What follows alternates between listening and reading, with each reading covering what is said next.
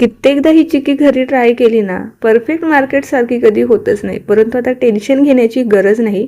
आज मी तुम्हाला परफेक्ट अशी कुरकुरीत मार्केटसारखी खुसखुशीत चिक्की कशी बनवायची ना, याची रेसिपी सांगणार आहे. यामध्ये आपल्याला एक खास पदार्थ वापरायचा आहे, ज्यामुळे आपली चिक्की खाताना दातामध्ये चिकटणार नाही किंवा तिला ओलावा सुटणार नाही. भरपूर दिवस ही मस्त अशी कुरकुरीत आणि खुसखुशीत राहणार नाही. बऱ्याचदा जेव्हा आपण घरी ट्राय करतो ना, ही चिक्की अगदीच वातट होते, चिवट होते किंवा काही वेळानंतर मऊ पडते किंवा त्याला पाणी सुटतं. तर असं होऊ नये ना, यासाठी काही छोट्या मोठ्या टिप्स मी तुम्हाला व्हिडिओमध्ये दिलेल्या आहे, त्या वापरा. आणि खास जिन्नस वापरायचे आहे, त्यामुळे खुसखुशीत चिक्की तयार होणार आहे.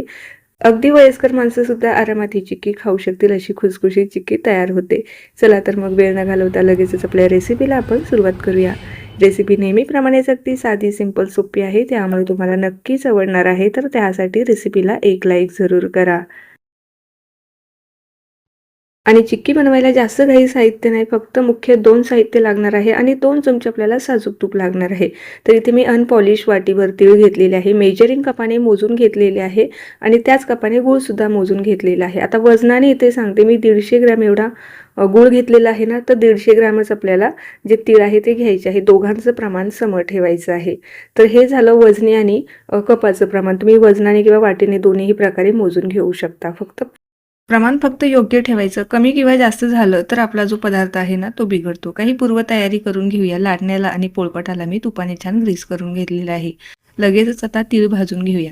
आणि तीळ घेताना पांढरे तीळ न घेता असे अनपॉलिश तीळ घेतले ना, हे चवीलाही छान लागतात आणि चिक्की खाताना सुद्धा मस्त अशी कुरकुरीत तयार होते. पांढरे तीळ जे असतात ना, त्याची सगळी पॉलिश काढून घेतलेली असते. अगदीच हलके टरफलासारखे असतात, त्यामुळे त्यांना चवसुद्धा तितकी छान येत नाही. त्यासाठी शक्यतो असे अनपॉलिश तीळ घ्या. त्याची चिक्कीही छान होणार आहे आणि त्यातले जे गुणधर्म सुद्धा टिकून राहतात आणि चवीलाही छान लागतात. आता कमी गॅसवरती आपल्याला हे सतत हलवत आपल्याला छान असे एकसारखे भाजून घ्यायचे आहे. कुठलाही पदार्थ कमी गॅसवरती जेव्हा भाजला जातो ना, तो चवीला तितकाच रुचकर लागतो. तर हे पहा, आता चटचट उडायला लागले आणि असा मस्त खमंग सुगंध सुद्धा सुटायला लागलेला आहे. तेव्हा समजायचं आपले तीळ छान व्यवस्थित भाजले गेलेले आहे. आता हे आपण साईडला काढून घेऊया आणि लगेचच पाक बनवायला घेऊया. तर सगळ्यात चिक्की बनवताना महत्त्वाची स्टेप आहे पाक बनवणे. तर आपल्याला कसा पाक बनवायचा आहे, तर याचा थोडासा कडक पाक बनवायचा आहे. बऱ्याचदा ही चिक्की आपल्याला कुरकुरीत हवी असते, नरम नको व्हायला, म्हणून आपल्याला याचा कडक पाक तयार करावा लागणार आहे. जेव्हा लाडू बनवतो ना, त्याचा थोडासा आपण कच्चा पाक ठेवतो, परंतु चिक्कीसाठी आपल्याला थोडा कडक पाक बनवावा लागणार आहे. तर सेम त्याच कढईमध्ये 2 चमचे साजूक तूप घातलेलं आहे. तुपामुळे ना छान फ्लेवरही येतो, टेस्टही छान लागते आणि चकाकीसुद्धा येते चिक्कीला. त्यासाठी 2 चमचे इथे साजूक तूप घातलेलं आहे. यामध्ये पाणी वगैरे मी काहीही घातलेलं नाही. छान आपल्याला गूळ जो आहे ना, तो बारीक करून घ्यायचा आहे. आणि इथे मी चिक्कीचा गूळ वापरलेला नाही, तर साधा सेंद्रिय गूळ घेतलेला आहे. गॅस कमी ठेवायचा आहे. सतत हलवत आपल्याला छान असा कडक पाक आपल्याला तयार करायचा आहे. साधारणतः एक 4 ते 5 मिनिटांमध्ये ना हा पाक छान व्यवस्थित शिजला जातो. आता जर तुमचं प्रमाण जास्त असेल तर थोडा जास्त वेळ लागू शकतो. बऱ्यापैकी फेस आलेला आहे. आता एकदा चेक करून पाहूया.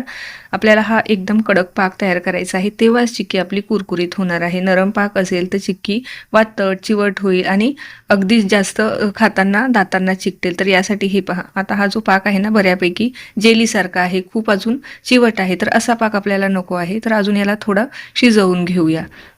आणि गूळ जसा जसा शिजत जाणार ना, तसा त्याचा रंग सुद्धा चेंज होत जाणार. सुरुवातीच्या गुळाचा आणि आत्ताच्या गुळाचा रंग तुम्हाला इथे दिसत असेल, पहिल्यापेक्षा जास्त डार्क रंगावरती हा आलेला आहे. आता यामध्ये ना पाण्यामध्ये मी टाकल्याच्या नंतर आपोआपच खडे तयार व्हायला लागलेले आहे. तेव्हा समजायचं आपला गूळ जो आहे ना, हा आपला व्यवस्थित शिजला आहे. कडक पाक या ठिकाणी तयार झालेला आहे. पाण्यात टाकल्या टाकल्या लगेचच खडे तयार झाले किंवा अगदी हाताने तोडल्याच्या नंतर लगेच तुटत आहे किंवा पाण्यात टाकल्याच्या नंतर टणकन असा आवाज येतो ना, तेव्हा समजायचं पाक तयार झालेला आहे.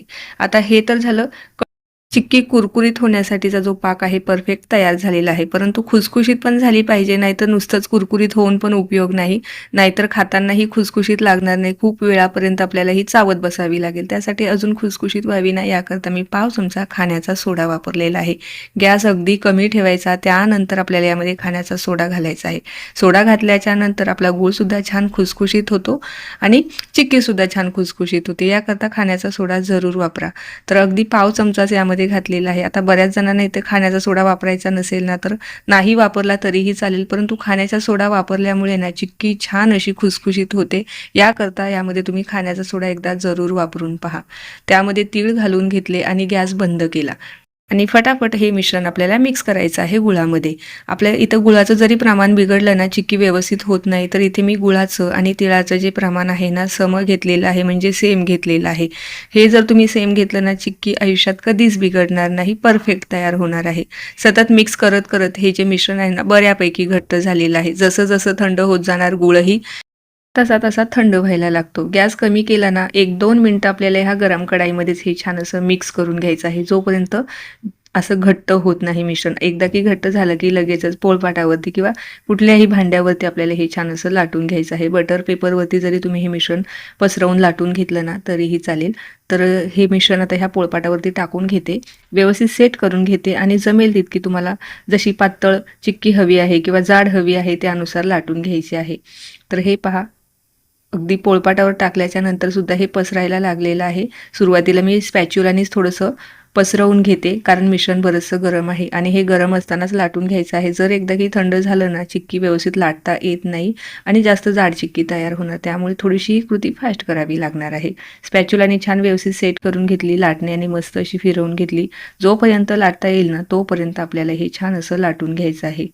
बऱ्याच जणांना तिळाचे लाडू बनवायला जमत नाही किंवा पाक बिघडतो, त्यामुळे लाडू बिघडतात. परंतु ही जी चिक्की आहे ना, अजिबात टेन्शन घेण्याची गरज नाही. इतकी सोपी आहे ना, बॅचलर असाल किंवा तुम्ही पहिल्यांदा जरी ही चिक्की बनवली ना, तरीही 100% परफेक्ट अशी बनणार आहे. तर मस्त अशी ही आपली चिक्की इथे मी लाटून घेतलेली आहे. आता ही गरम गरम असतानाच ना, हिला आपण छान असे कट पाडून घेऊया, म्हणजे तुकडे करून घेऊया. कारण थंड झाल्याच्या नंतर ना, ही अजिबात कट होत नाही. त्यामुळे हे मिश्रण हलकंसं गरम असेल ना, तेव्हाच असं सुरीने किंवा माझ्याकडे हे पिझ्झा कटर आहे, त्याने छान अशी मी आता कट पाडून घेणार आहे. चौकोनी आकारामध्ये तुम्ही कट करून घेऊ शकता किंवा तुम्हाला जो कुठचा शेप आवडत असेल त्या शेपमध्ये तुम्ही ही चिक्की कट करून घेऊ शकता. हलकेसे कट मारून घेतल्याच्या नंतर पुन्हा एकदा मी थोडंसं जोर लावून याला कट करून घेणार आहे, म्हणजे चिक्कीचे पटकन तुकडे पडतील. आणि कट करून झाल्याच्या नंतर ना, एक 15 ते 20 मिनिटं आपल्याला रूम टेम्परेचरला असं ठेवायचं आहे. म्हणजे जोपर्यंत मिश्रण पूर्णपणे थंड होत नाही ना, तोपर्यंत आपल्याला ही साईडला ठेवून द्यायची आहे आणि त्यानंतर आपल्याला याचे छान असे तुकडे पाडून घ्यायचे आहे. ही चिक्की आहे ना, अगदी भरपूर दिवस, महिना ते 2 महिने ही जशीच्या तशी कुरकुरीतच राहते. परंतु एवढ्या दिवस राहणार कशाला हे?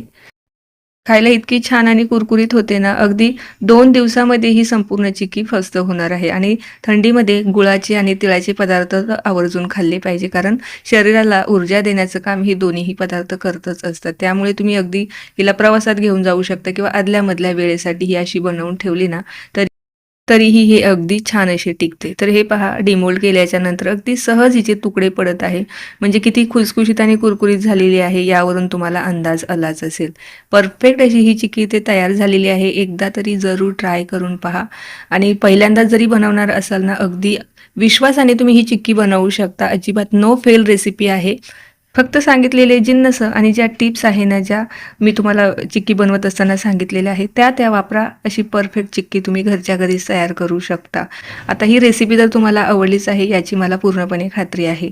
लाईक तर तुम्ही करणारच आहे, परंतु त्यासोबत ना एक छोटीशी कमेंट द्या, जेणेकरून मला अजूनच नवनवीन आणि अशा सोप्या रेसिपी तुमच्याबरोबर शेअर करायला प्रोत्साहन मिळेल. आता ही रेसिपी पाहत जर तुम्ही इथपर्यंत आलाच असाल, चॅनलवर जर तुम्ही माझ्या नवीन असाल, चॅनल अजून सबस्क्राईब केले नसेल तर नक्की सबस्क्राईब करा. त्या बाजूचे जे बेल आयकॉन आहे ते सुद्धा प्रेस करा, म्हणजे जेव्हाही माझे नवीन व्हिडिओज येतील ना, ते तुम्हाला सगळ्यात अगोदर पाहायला मिळतील. चला तर मग पुन्हा भेटूया अशाच काही नव्यान आणि सोप्या रेसिपीसोबत. तोपर्यंत धन्यवाद.